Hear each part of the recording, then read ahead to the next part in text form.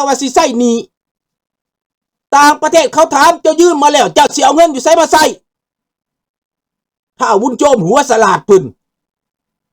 อ้าวข่อยก็มีทรัพย์ในดินสิทธิ์ในน้ำที่ข่อยยังเอาบ่เบิดข่อยสิขุดให้มันมาเบิดบ่ใส่หนี้เจ้าแล้วแม่นไผโคตรพ่อบักบุญโจมบ่ไปสร้างหนี้ไว้เฮ้อกูถามแน่แม่นไผได้กินบักบุญโจมกับพวกแม่นบ่ได้กินมึงฟังไว้บักบุญโจมหน้ามึงสัมตีนกูนี่น่ะมึงฟังไว้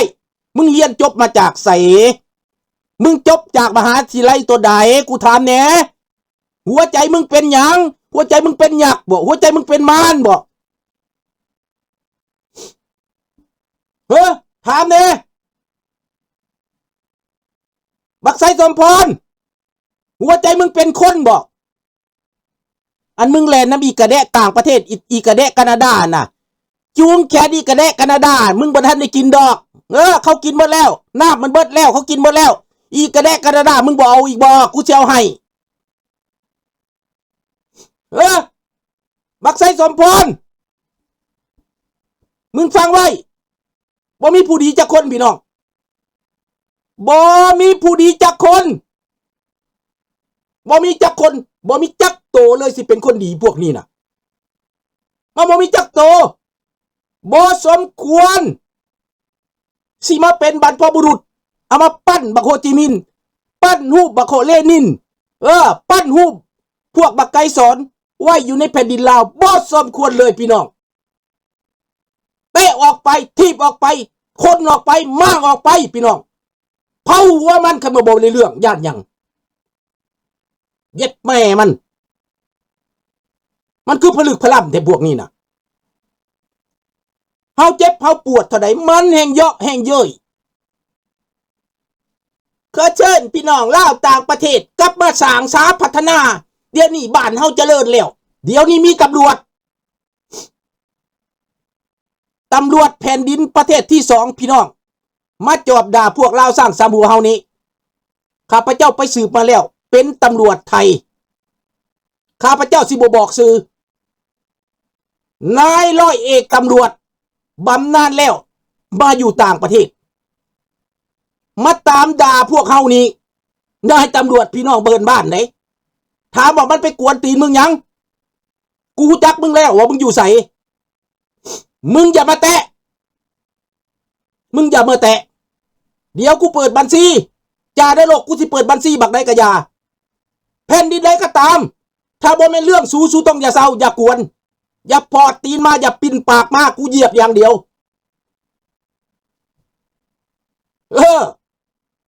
สู้สิว่าสู้เก่งแต่ผู้เดียววะคนในโลกนี่มันเก่งคือกันเว้ย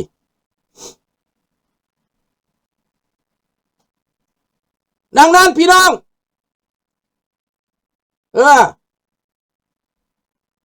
เป็นหยังเพิ่นว่าเป็นตำรวจจากอุบลอย่าเด้อมึงอย่าเด้อกูฮู้แล้วว่ามึงอยู่ไสน่ะมึงอย่าเด้อมึงอย่าเสือกเด้อมึงดูถูกบรรพบุรุษวะมึงเข้าใจวะมึงก็มีบรรพบุรุษหรือบ่มีกูถามแน่มึงมีบรรพบุรุษหรือบ่มีนายมีบรรพบุรุษไหมเราขอถามหน่อยเว้ยมึงอย่านะกูบอกให้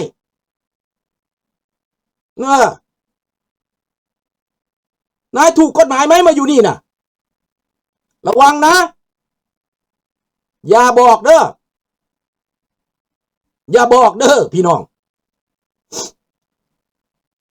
อันนี้แหละพี่น้องพวกเขาต้องจับตาเบิดทุกบอลจับตาเบิดพวกสายของมันมาตามสายเด้อพี่น้องเด้อมันมาตามสายถ้ามันเฮ็ดเองบ่ได้มันส่งคนอื่นมาเฮ็ดมันส่งคนอื่นมามากมาเพมาสร้างความแตกแยกสามัคคีมาเบิดมันปลอมมาทั้งสองชาตินี่แหละพี่น้องลาวในต่างประเทศพวกท่านอย่ากระพริบตาใส่สิทธิ์ความเป็นซิติเซนอเมริกันความที่ท่านมี your right your vote your power your intelligence พี่น้อง your fox ต้องใส่มันพี่น้องต้องใส่มันในต่างประเทศดีใดใส่มันเป็นอำนาจก็ใส่มันเป็นอย่าแต่ให้เขามาทำลายคนลาวเว้าหยังอย่าแหละกะอย่าแหละอยากเว้าแต่แนวถือหูผู้อื่นเขาด่ากะมิดอยู่คือหมานี่ย้อนจังซี่แหละเขาจังเฮ็ดเอาเขาจังกัดเอา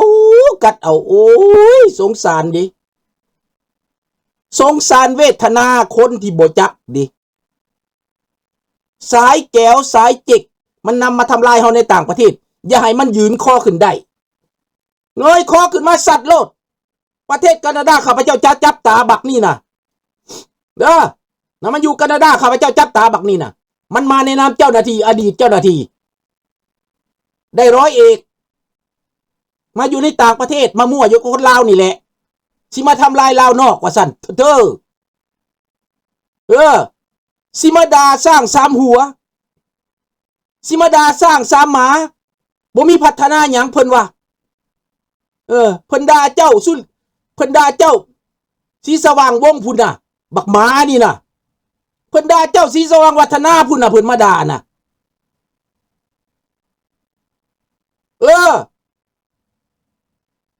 กวดโลดในอเมริกา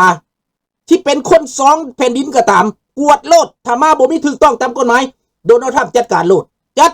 ดบ่ต้องห่วงใยเขาอีกแคนาดาข้าพเจ้าเฮ็ดเวียกพี่น้องผู้ใดที่มาเกินไว้เพื่อคอมมิวนิสต์ในแคนาดานี่นะบอกข้าพเจ้ามามันอยู่ในบัญชีข้าพเจ้าหมดเอาเลยมันเก่งให้มันประเสริฐหน้ากับข้าพเจ้านี่โลดกูพร้อมประเสริฐหน้าเว้ยมึงบ่ต้องท่าเด้อบักลาบ่ต้องท่าถ้ากูได้มีโอกาสขึ้นศาลกับพวกมึงมื้อใดนะพวกมึงก้มหน้าคือหมานี่นะกูจะบ่ถอยพอกูออกมาถามแล้วว่านายเอาเราไปขังไว้ไหนนายเอาเราไปฝังไว้ไหนทองลุนนายเอาเราไปฝังไว้ไหนพ่อข้าพเจ้าถามแล้วถามว่าอยากขึ้นมาเฮ็ดบุญแล้ว50 ปีนี่นะลูกเต้าของอีพ่ออยู่อเมริกาฟังไว้สูน่ะหลานเลนมึงทุกคนถ้าสูบ่ถามหาบ่ตู้นี่นะสูบ่ต้องเป็นหลานกูอีกกูตัดขาดครับบอกกูตัดลูกหลานนี่นะถ้าสู้ว่าถามหาประตูน่ะเย็ดแม่สู้ว่าต้องเป็นพี่น้องกูถ้าสู้ว่าถามน่ะเย็ดตู่จูพอตู้เลี้ยงสู้มาเลี้ยงแม่สู้มาเลี้ยงพ่อสู้มานี่ตัวใดก็ให้กินเบิดเลี้ยงให้ได้กินอิ่มกูผู้เป็นนายกกนี่นะยังถูกซ้ำยังอุ้มตัวเนาะต้องหน่อยยังถูกอีกซ้ำคันกินก็ต้องน้องกินก่อนจนได้กินเข้าใจบ่มาฮอดต่างประเทศชูบ่อยากได้ยินวะชูบ่อยากฮู้จักพอตู้ชูเป็นไผวะกูถามแน่โคตรเงาสักกะลาดชูเป็นไผ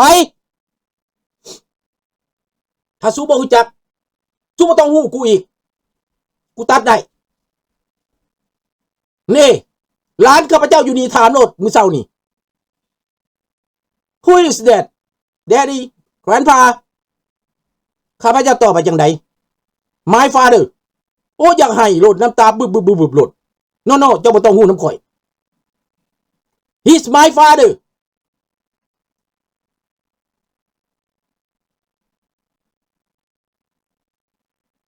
นี่แหละพี่น้องมันเจ็บซำใดมันปวดซำใดที่พวกมันเฮ็ดแบบนี้น่ะฆ่าคนโดยบ่ได้บอกว่าศพอยู่ไสเขาเฮ็ดสงครามกันอยู่ในนั้นเห็นว่าพี่น้องคนไทยทหารผู้กล้าไปสู้รบอยู่ในชายแดนติดอยู่ในหันเป็นอาทิตย์ลงบ่ได้ต้องนำเอาศพขึ้นไปสู่เอาศพ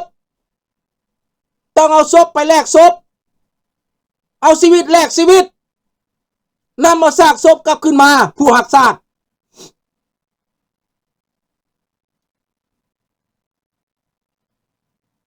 เห็นแล้วบ่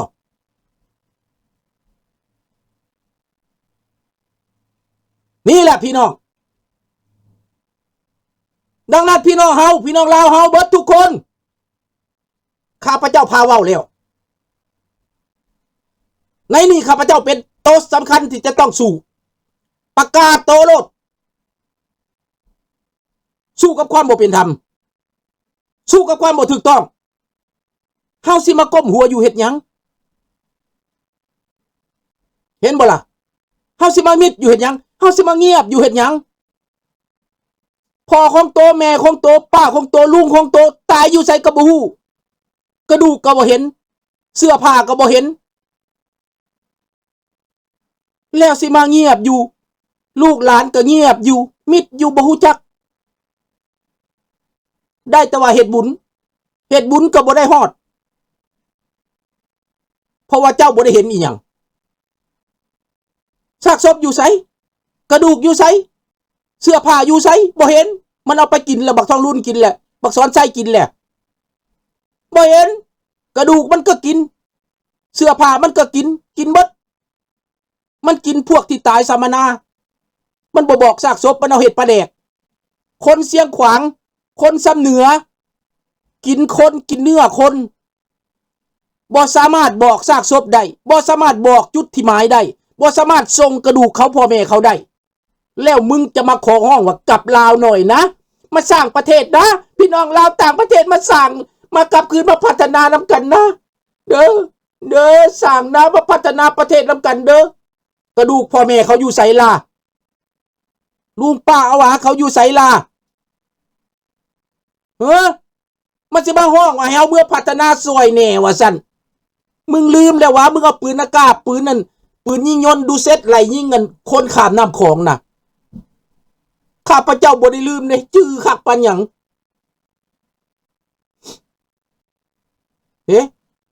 พี่น้องว่าจังไดมื้อนี้นะ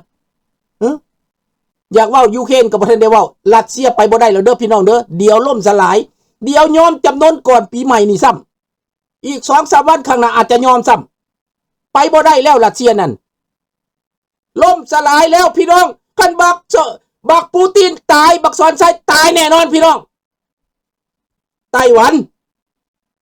อเมริกาขายอาวุธให้รถใหญ่14 มิลลิาร์ด 14,000 ล้าน